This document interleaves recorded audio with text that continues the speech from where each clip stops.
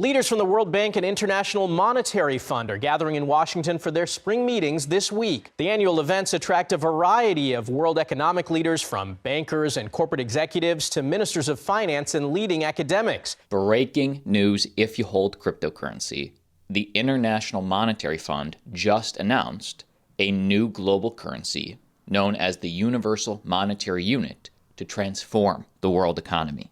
So this was an announcement at the IMF's Spring Meetings 2023, and this Universal Monetary Unit, also known now as Unicoin, is an international central bank digital currency that has been designed to work in conjunction with all existing national currencies. A lot of people aren't familiar with what the World Bank and the IMF actually do. What is their role in the global economy? Yeah, well, these institutions were set up at the end of World War II. They were part of the Allied effort to design an international system that, in theory, would contribute to a more peaceful, stable world. And day to day, the IMF really is sort of the watchdog on the financial beat. This is the IMF's direct response to the rise of crypto. Universal Monetary Unit, or UMU, is symbolized by ANSI character U with two little dots, is legally a money commodity, can transact in any legal tender settlement currency, and functions like a CBDC to enforce banking regulations and to protect the financial integrity of the international banking system. XRP community, how we feeling? A new global bridge competitor? Well, UMU is going to be fully interoperable with the traditional system. Banks can attach SWIFT codes and bank accounts to a UMU digital currency wallet and transact SWIFT-like cross-border payments over digital currency rails, completely bypassing the correspondent banking system at best-priced wholesale FX rates and with instantaneous real-time settlement. And looking back at an interview from the IMF's own Tobias Adrian, Tobias is the financial counselor at the IMF. Back in 2020, Tobias stated that the traditional system for payments is outdated and something like Ripple is a solution. And, a large part of the population in the world doesn't have access to bank accounts.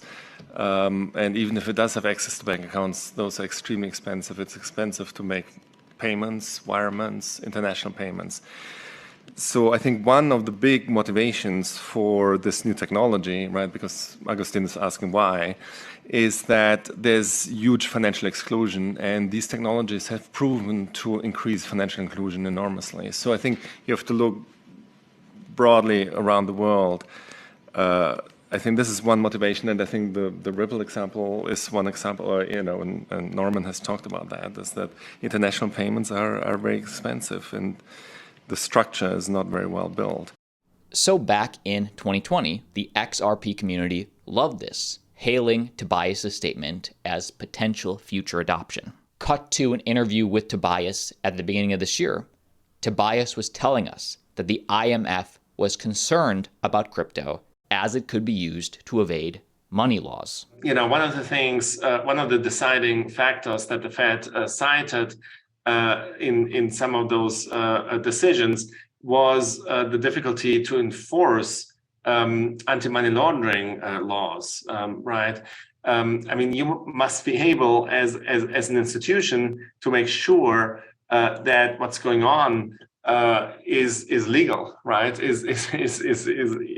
And that is very difficult to do in a world where transactions are fundamentally anonymous, and so that's a fundamental clash in between traditional banking regulatory approaches and the crypto world. And it's I think regulators will not be at ease unless there's a solution to this anti-money laundering and terrorist financing problem.